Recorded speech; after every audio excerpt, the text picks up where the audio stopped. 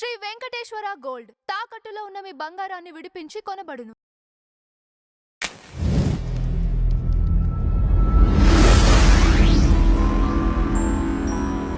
మీనము వారికి గనక చూసుకున్నట్లయితే ప్రధానంగా లాభస్థానంలో ఇంతకాలము గ్రహాలు ఉన్నాయి. మనకి ఫిబ్రవరి మాసం సెకండ్ హాఫ్ వచ్చేసరికి మొత్తం 12వ స్థానంలోకి వస్తాయి.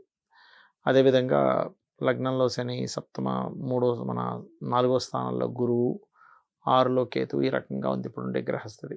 అయితే ఈ యొక్క గ్రహస్థితిని అనుసరించి మీకు ఎటువంటి ఫలితాలు జరగనున్నాయి, దేవతారాధన చేసుకోవాలి, ఎటువంటి విషయాల్లో జాగ్రత్తగా ఉండాలనేటువంటి అంశాలు చెప్తుంది నేనైనప్పటికీ చెప్పిస్తుంది సాక్షాత్ లలిత అమ్మవారిగా భావిస్తూ, మనకి ఈ పంచగ్రహ కూటమి ఏదైతే ఉందో ఇది కొన్నిసార్లు ఏమవుతుంటుందంటే ప్రతి జాతకుడికి కూడా, అంటే అందరికీ ఉండాలని రూల్ లేదు, ఎవరికైతే పంచగ్రహ కూటమిలో జన్మించారో వాళ్ళకి కొంతమందికి లగ్నంలో అయితే, కొంతమందికి ధనస్థానంలో, కొంతమందికి 3వ స్థానంలో అలా ఏర్పడుతూ ఉంటుంది. మరి అలా ఏర్పడినప్పుడు వాళ్ళ పర్సనల్ చార్ట్లో ఒక్కొక్కసారి 4 గ్రహాలు కలిసి ఉంటాయి, 3 గ్రహాలు కలిసి ఉంటాయి, 6 గ్రహాలు, షడ్గ్రహ కూటమి ఉంటుంది, సప్తగ్రహ కూటమి జాతకాలు కూడా నేను చూశాను, అష్టగ్రహం కూడా చూశాను ఒక జాతకం, చాలా రేరెస్ట్. అయితే అధిక గ్రహాలు ఒక భావంలో ఉన్నప్పుడు కలిగే ఫలితాలు ఏంటో కూడా తెలుసుకుందాం ఇప్పుడు మనం. ఉదాహరణకి మీకు మీ జాతకంలో లగ్నంలో అధిక గ్రహాలు ఉన్నాయనుకోండి, 3 నుంచి 7 వరకు ఎన్ని గ్రహాలైనా ఉన్నాయి అధిక గ్రహాలు. అప్పుడు ఏంటంటే లగ్నాన్ని ఎక్కువగా ప్రభావితం చేస్తూ ఉంటాయి. అంటే వాళ్ళ యొక్క తత్వంలో మల్టిపుల్ తత్వాలు ఎక్కువగా ఉంటాయన్నమాట వాళ్ళలో. అంటే కొంతమంది చూడండి, రవి ఉన్నది అనుకోండి, డిగ్నిఫైడ్గా ఉంటారు, కానీ చంద్రుడు కూడా ఉన్నాడు, ఎమోషన్ ప్లస్ డిగ్నిఫైడ్. బుధుడు కూడా ఉన్నాడు, బాగా తెలివిగా ఉంటూ ఎమోషనల్గా ఉంటూ డిగ్నిఫైడ్గా ఉంటాడు. కుజుడు కూడా ఉన్నాడు అనుకోండి, ఎమోషను, డిగ్నిఫైడ్, తెలివితేటలు ప్లస్ గొడవ కూడా చేస్తూ ఉంటాడు. ఇట్లా మల్టిపుల్గా ఉండేటువంటి తత్వాలు వాళ్ళకు వస్తాయని మనం అర్థం చేసుకోవాలి అధిక గ్రహాలు కనుక లగ్నంలో ఉంటాయి. లగ్నం అనేది ఏంటంటే మనకి జన్మించినప్పుడు సూర్యుడి యొక్క గమనాన్ని బట్టి, సూర్యుడు ఎక్కడున్నాడు, మనం పుట్టిన సమయానికి సూర్యుడికి ఎన్ని డిగ్రీల్లో అది పడింది అనే దాన్ని బట్టి లగ్నం ఏర్పడుతుంది. ఎవ్రీ 2 అవర్స్కి ఒకసారి లగ్నం మారిపోతూ ఉంటుంది. రైట్. ఇక 2వ స్థానంలో ధనస్థానంలో ఉన్నదనుకోండి, ఈ చతుర్గ్రహ కూటమి కానీ, పంచగ్రహ కూటమి కానీ, ఎన్ని అధిక గ్రహాలు ఉన్నాయి, అప్పుడు మీరు ఏం చెప్పొచ్చు అంటే అది 2 రకాలుగా ఉంటుంది. ఒకటి, మల్టిపుల్ ప్లానెట్స్ ఒకే రాశిలో మీకు రకరకాల దీంట్లో ఉన్నది. అంటే ఏంటి, మల్టిపుల్ ప్లానెట్స్ ఒక్కోసారి 2 గ్రహాలు కూడా శత్రువులు అయ్యాయి అనుకోండి, ధనపరంగా గొడవలు కూడా అవుతూ ఉంటాయి.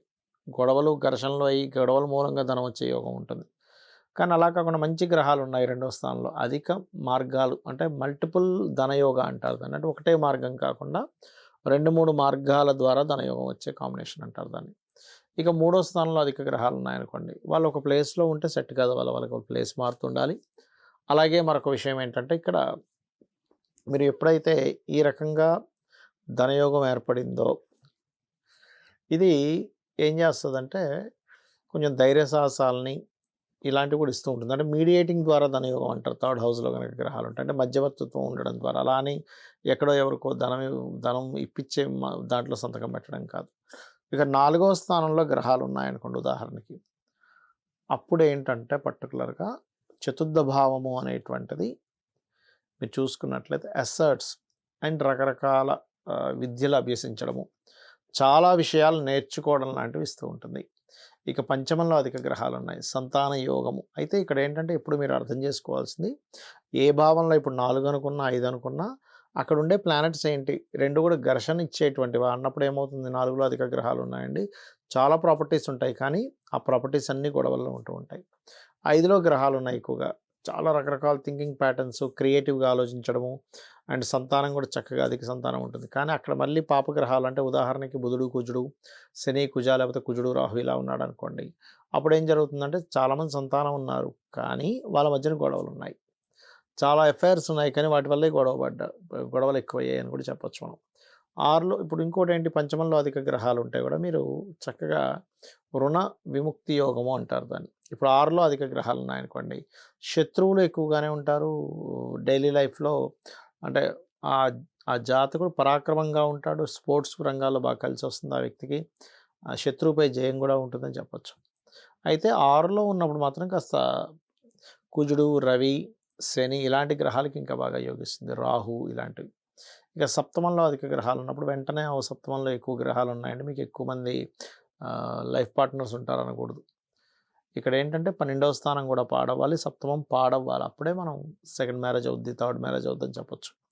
కాకపోతే ఏంటంటే సప్తమంలో అధిక గ్రహాలు ఉన్నందుకు సామాజికంగా ఎక్కువగా కనెక్టివిటీతో ఉంటాడని చెప్పొచ్చు. అదేవిధంగా బోల్డ్ అన్ని సంబంధాలు వచ్చాయండి మీకు వివాహం సమయంలో అనేటువంటిది కూడా మనం ప్రిడిక్ట్ చేయొచ్చు అక్కడ. అష్టమంలో అధిక గ్రహాలు ఉన్నప్పుడు మాత్రం కాస్త రీసెర్చ్ ఓరియంటెడ్ ఉంటారు కానీ కొంచెం సీక్రెసీ కూడా మెయింటైన్ చేస్తుంటారు. అలాగే వాళ్ళు ఏం చేసినా సరే డయాగ్నోటిక్ చేసేది, పిహెచ్డీస్ చేయడము, సీక్రెసీ ఇట్లాంటి వాటి ద్వారా కూడా డెవలప్ అవుతారు వాళ్ళు. అండ్ తాతగారు ఆస్తి కూడా వస్తుందని చెప్పి మనం చూసుకోవచ్చు దాంట్లో. అలాగే 9వ స్థానంలో అధిక గ్రహాలు ఉన్నప్పుడు ఏంటంటే హైయర్ ఎడ్యుకేషన్లో చాలామంది చూడండి 2-3 రకాల పిహెచ్డీ చేశాము. నేను ఒక అతన్ని అయితే చూసి దాదాపుగా 18 పిహెచ్డీలు చేశాడు. అలా ఏంటంటే 9th హౌస్ అనేటువంటిది ఫాదర్ హౌస్, బ్యాంకింగ్ కాబట్టి కొంచెం బ్యాంకింగ్ సెక్టార్స్లో బాగా రాణించడము, గురుత్వ లక్షణాలు అధికంగా ఉండడము, టీచింగ్ అండ్ ట్రైనింగ్ రంగాల్లో బాగా కలిసి రావడం అనేటువంటిది జరుగుతూ ఉంటుంది. ఈ దశమంలో అధిక గ్రహాలు ఉంటే వాళ్ళు వర్కాలిక్ ఉంటారు. అంటే మీరు ఎప్పుడూ ఏదో పని చేయాలి, పని లేకుండా మీరు ఉండలేరు, గుర్తుపెట్టుకోండి. అదేవిధంగా మల్టిపుల్ వర్క్స్ కూడా చేయడం లాంటివి జరుగుతూ ఉంటాయి. ఇక లాభంలో అధిక గ్రహాలు కనుక మీకు ఉన్నట్లయితే లాభస్థానము అనేటువంటిది అన్ని రకాల లాభాలు ఇస్తుంది, అందులో ఎటువంటి డౌట్ లేదు. కానీ శుక్రుడు మాత్రం ఎట్టి పరిస్థితుల్లో లాభస్థానంలో ఉండకూడదు, ఇది ప్రధానంగా గుర్తుపెట్టుకోండి. ఎందుకంటే లాభంలో ఏ గ్రహమైనా యోగిస్తుంది కానీ శుక్రుడు యోగించడు. అదేం జరుగుతుంది అంటే శుక్రుడు కనుక లాభంలో ఉంటే వివాహ జీవితం విషయంలో ఇబ్బంది ఇస్తూ ఉంటుంది. ఇక 12వ స్థానంలో అధిక గ్రహాలు అనేటువంటివి మంచి గ్రహాలు కనుక ఉంటే తండ్రి గారి ఆస్తి బ్రహ్మాండంగా మీకు కలిసి రావడం జరుగుతుంది. కానీ అదే 12వ స్థానంలో కనుక కొంచెం పాపగ్రహ సంబంధం కూడా వచ్చినట్లయితే తండ్రి గారి ప్రాపర్టీ విషయంలో మీరు ఇబ్బంది పడుతున్నారని అర్థం చేసుకోవాలి. ఇక్కడ ఏంటంటే ప్రాపర్టీస్ విషయంలో మనకి తండ్రి గారిది కానీ తాతగారిది కానీ మీరు తీసుకొని దానిలో మళ్ళీ మీరు నివాసం ఉండేటప్పుడు ఈ జాగ్రత్త చూసుకోవాలి. అంటే ఏంటంటే 12వ స్థానంలో మంచి గ్రహాలు ఉన్నాయి, ఫైన్, మీరు చక్కగా తండ్రి గారి ఆస్తి మీరు అనుభవించవచ్చు. అలా కాకుండా 12వ స్థానాధిపతి పాడయ్యాడు, 12వ స్థానంలో ఉండే గ్రహాలు కూడా పాపగ్రహాలు ఉన్నప్పుడు తండ్రి గారి ప్రాపర్టీ మీరు తీసుకొని అనుభవిస్తున్నప్పుడు ఇబ్బంది పడుతూ ఉంటారు. అలాంటప్పుడు దాన్ని అమ్మేసి కూడా తీసుకోవాలి. ఇదే ఫార్ములా మనకి అష్టమ స్థానంలో అంటే తాతగారి ఆస్తి విషయంలో కూడా తెలుస్తూ ఉంటుంది. ఈ రకంగా ఈ ప్రాపర్టీ విషయంలో ఇప్పుడు తల్లి యొక్క తండ్రి, తల్లి యొక్క తల్లి అనుకోండి, అంటే అమ్మమ్మ యొక్క ఆస్తి మీకు వచ్చింది అనుకోండి, అప్పుడు సప్తమ స్థానం చూడాలి. అలా ఒక్కొక్క దీన్ని బట్టి ఉంటుందన్నమాట. అయితే ఇక్కడ మీరు ఒకటే అర్థం చేసుకోండి, మీకు జన్మజాతకంలో అధిక గ్రహాలు ఎక్కడుంటే ఆ యొక్క భావం ఎక్కువగా అది ప్రెజర్ అయి ఉంటుంది అనే విషయాన్ని మీరు అర్థం చేసుకోండి. దాని ప్రభావం ఎక్కువగా ఉంటుంది. అయితే ఇట్స్ డిపెండ్ ఆన్ అది ఏ గ్రహం ఉంది, రవ, చంద్రుడా, బుధుడా, కుజుడా, శుక్రుడా, శన అనే దాని మీద ఆధారపడి ఉంటుంది. ఏ భావంలో అయితే అధిక గ్రహాలు ఉన్నాయో ఆ భావ అధిపతి కూడా బాగుండాలి. సరే ఇవేమీ తెలియదు నాకు, అసలు జన్మజాతకమే తెలియదు అన్నప్పుడు లలిత సహస్రనామాల్లో కొన్ని ఇంప్రూవ్మెంట్స్ చేసుకోవడానికి కొన్ని నామాలు ఉంటాయి. ఇప్పుడు ఫైనాన్షియల్ అనుకోండి, ఓం సంపత్కరీ సమారూఢ సింధుర వ్రజ సేవితాయ నమః, లేదా ఓం ధర్మాధ్యక్ష ధనాధ్యక్ష ధనధాన్య వివర్ధిని నమః. మరియు అదేవిధంగా అప్పులు తీరాలి, ఓం అపర్ణాయ నమః. లేదా కొంతమందికి వివాహం అవ్వట్లేదు, ఓం కామేశబద్ధ మాంగళ్య సూత్ర శోభిత కందరాయ నమః. వివాహం అయింది కానీ ఇబ్బంది వస్తుందండి, గొడవలు అవుతున్నాయి, ఓం శివకామేశ్వరాంకస్తా శివ స్వాధీన వల్లభాయ నమః. అలా కాదు, ఎంజాయ్మెంట్ లేదు, ఓం ఇంద్రగోప పరిక్షిప్త స్మరతో నాపచింకికాయ నమః. ఈ రకంగా మీరు మీ యొక్క జాతక చక్రంలో ఎటువంటి దోషాలున్నా కూడా ఈ లలితా సహస్రనామాల యొక్క మంత్రాన్ని శ్రవణం కానీ పఠనం కానీ చేసుకుని మీరు చక్కగా మీరు మీ యొక్క జీవితాన్ని ఆనందమయంగా చేసుకోవచ్చు.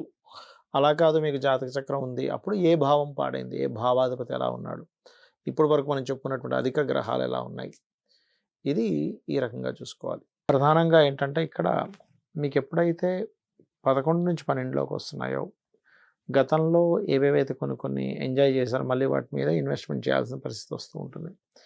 అదేవిధంగా రాహుతో కూడున్న గ్రహాలు కాబట్టి విదేశాలకు వెళ్ళి చేయడము, అందులోనే మీ సంతానాన్ని ఎవరైనా విదేశాలకు పంపించాలనుకుంటే ఆ ప్రయత్నం కూడా ఫలకృతం అవడం అనేటువంటి చూపిస్తుంది.